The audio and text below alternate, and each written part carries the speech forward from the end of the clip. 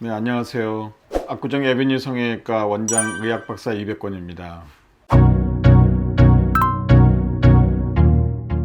네, 그 가슴 성형에는 자가지방 이식과 보형물 사용하는 크게 두 가지로 나눌 수 있습니다. 물론 자가지방 이식이라는 게 일단 단어 자체가 사실 자기 거라는 거기 때문에 조직 자체가 자기 조직이고 보형물은 이물이라는 그런 큰 차이가 있습니다. 그래서 일단 자가지방 이식은 자기 조직이라는 데서 굉장히 매력은 있습니다. 그렇지만 결론적으로 얘기해가지고 자가지방 이식은 여러 가지 문제점이 많습니다. 그게 크게는 건강 문제고 두 번째는 미용적인 문제입니다. 첫 번째 건강이라는 거는 우리가 자가지방 이식이라는 거는 얼굴이나 뭐 다른 부위에 조금씩 소량으로 하는 거는 전혀 문제가 되지 않지만 가슴 성형이라는 거는 조그만 이 가슴에 유방에 대량으로 그 지방이 들어간다는 게 그게 문제입니다. 그래서 정확하게 의학적으로 얘기하면 대량 지방 이식입니다. 그게 무슨 얘기냐면은 한쪽 가슴에 적게도 한 200cc에서 한 400cc 정도 들어가야, 그러니까 우리가 예측을 할 수 있는 게 한 100cc에서 한 200cc 정도 볼륨이 생긴다고 봐야 됩니다. 실제로 그거보다 훨씬 떨어지지만 그렇게 하면은 우리가 보통 생각하는 보형물 100cc, 200cc가 생각하는데 그렇게 큰 것도 아닙니다. 그렇지만은 그 좁은 데에 200cc, 400cc라는 대량으로 지방이 들어감으로 인해 가지고 지방이 들어간다고 다 사는 게 아니고 지방이 살기 위해서는 주위에서 혈관이 자라 들어와 가지고 지방으로 이렇게 혈액순환이 이루어져야지 그게 지방이 생착이 되면서 흡수가 되지 않고 그 자리에 남아있게 됩니다. 그렇지만 그 좁은 공간에 많이 이렇게 대량으로 들어가기 때문에 모든 지방이 살지를 못하고 일부분만 살고 혈액순환이 이루어지지 않은 그런 나머지 지방들은 지방괴사라는 그런 좋지 않은 그런 현상이 나타납니다. 지방괴사는 그거 자체가 어떤 염증의 요인이 될 수도 있고 원인이 될 수도 있고 또 그거보다 더 나쁜 거는 석회화라는 그런 좋지 않은 현상이 나타납니다. 근데 여성 유방에서 석회라는 거는 굉장히 치명적입니다. 우리가 보통 이제 유방암을 갖다 우리가 예방하기 위해서 계속 정기적인 검진을 할 때 유방 촬영할 때 우리가 신경 써서 보는 게 석회화 음영입니다.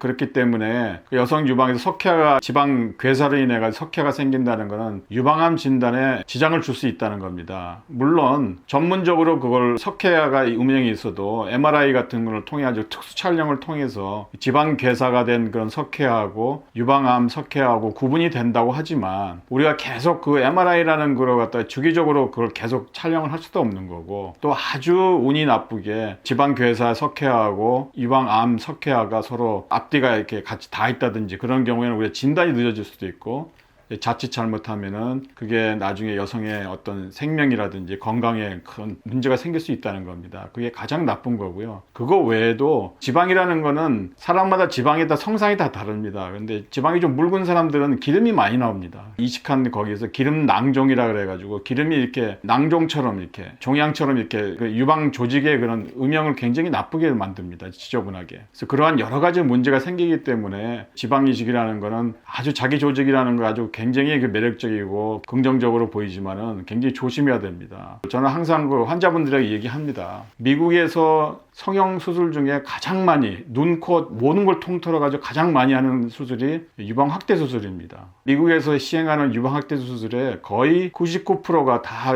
보형물을 사용합니다. 근데 여러분들이 알다시피 서양 사람들은 동양 사람에 비해서 굉장히 지방이 많습니다. 그러면은 그 좋은 지방을 놔두고 왜 보형물을 쓰고 그 좋은 지방을 왜 쓰지 않는가? 그거는 다 그런 어떤 건강 문제 때문에 그렇습니다. 만에 하나 우리가 생길지 모르는 그러한 문제는 피해야 되는 게 맞습니다. 그래서 지방이식은 그게 가장 큰 문제고요. 그 다음에 미용적이라는 거는 우리가 보형물을 넣으면 우리가 어떤 예측을 할 수 있습니다. 보형물의 모양이라든지 크기에 따라 가지고 수술을 하면은 이 사람의 모양이 어떨 거다. 이 사람의 체형에 어떤 모양이 수술 후의 모습이 나올 거다. 우리가 예측이 가능하지만 지방이라는 거는 우리가 들어가 가지고 흡수를 우리가 예측을 할 수가 없습니다. 가장 이상적이고 가장 우리가 바라는 건 한 50% 살기를 바라지만 실제로 그렇게 살지 못합니다. 그래서 어떤 경우는 거의 90%라는 건 거의 다 흡수된다는 겁니다. 남아있는 게 굉장히 미미하기 때문에 미용적으로도 우리가 원하는 만큼의 어떤 그런 크기나 모양을 얻기가 어렵습니다. 물론 그런 걸 극복하기 위해서 우리가 줄기세포라는 그런 걸 갖다가 추가로 이렇게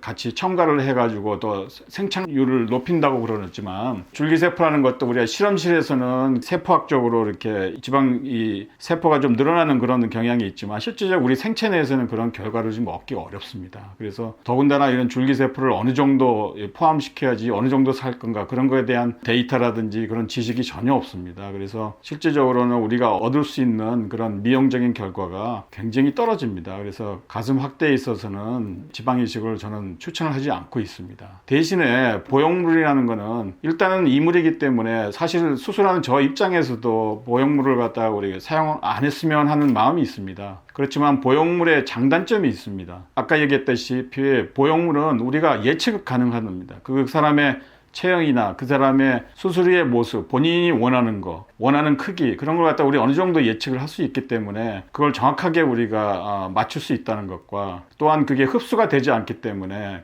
지방이식처럼 뭐 그게 뭐 반 줄어들거나 그런 문제가 없기 때문에 그런 면에서는 굉장히 긍정적입니다. 물론 부정적인 면에서는 이 보형물이라는 건 비교적 사이즈가 큰 게 들어가기 때문에 그 원치 않는 그냥 구형구축이라든지 염증이라든지 그런 문제가 생길 수 있지만 그러한 문제가 생기는 걸 가능한 최대한 막고 우리가 코에 실리콘을 쓰듯이 코에도 실리콘 아니고 자기 조직을 하면 가장 아이디어하지만 모양이 또 예쁘게 안 나오고 여러 가지 예측이 안 되기 때문에 실리콘을 씁니다. 그랬듯이 유방 보형물도 사용을 잘 하면은 우리가 원하는 그런 미용적인 결과를 얻을 수 있다는 거 그게 가장 큰 장점입니다. 또 하나 우리가 만약에 안 좋은 면을 보면 만약에 지방이식 염증이 생겨서 또 이식한 거를 다 제거를 해야 된다 그런 경우에는 100% 제거가 안 됩니다. 그게 조직 사이사이에 더군다나 요즘에 또 수술 이 기법들이 생착률을 높이기 위해서 막 덩어리로 넣는 게 아니고 조직 사이사이에 이렇게 조금씩 가능하면 그렇게 넣으려고 노력합니다. 근육 위에 유방 조직 밑에 폐하 지방에 막 여러 군데 넣기 때문에 그걸 다 제거할 수가 없습니다. 이식한 지방을. 만약 염증이 생기면 또 주위에 있는 지방이 녹고 그런 여러 가지 굉장히 손해를 많이 봅니다. 그런 거에 비하면 유방 보형물은 만약 염증이 생기거나 문제 있으면 그건 100% 싹 조직 손상 없이 다 제거할 수 있습니다. 그러니까 그런 문제 생겼을 때 그걸 제거할 때도 생각해 보면 사실 보형물이 그런 면에서 또 장점입니다. 그래서 우리가 장단점을 잘 따져가지고 어떤 게 장점이 많은지 그걸 잘 이렇게 판단을 해가지고 그걸 잘 사용했을 때는 우리가 원하는 좋은 결과를 얻을 수 있는 면이 있기 때문에 수술자의 그런 철학에 의해 가지고 수술자의 경험에 의해 가지고 잘 이렇게 신중하게 결정하는 게 굉장히 중요합니다. 이상입니다.